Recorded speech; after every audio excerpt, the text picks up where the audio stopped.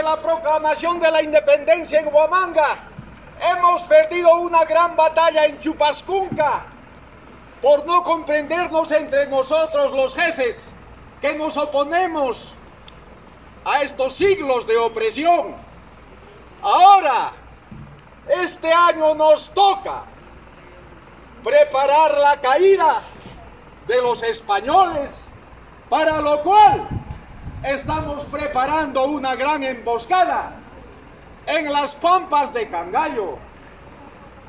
Señores huamanguinos, estudiantes de la Pontificia Universidad San Cristóbal de Huamanga, señores artesanos de Santa Ana, os esperamos en las alturas de Cangallo para poder enfrentar a este mal español que por siglos ha dominado y ha esquilmado nuestro pueblo. ¡Que viva la independencia del Perú!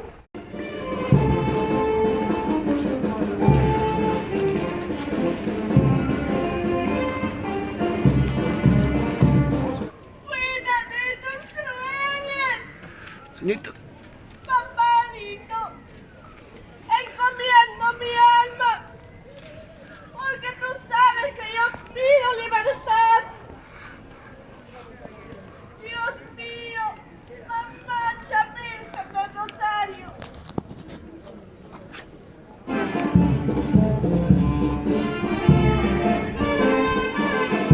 Por la voluntad general de sus pueblos y por la justicia de su causa que Dios defiende. ¡Que viva la libertad!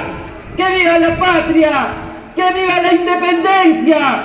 ¡Que viva el Perú! ¡Que viva!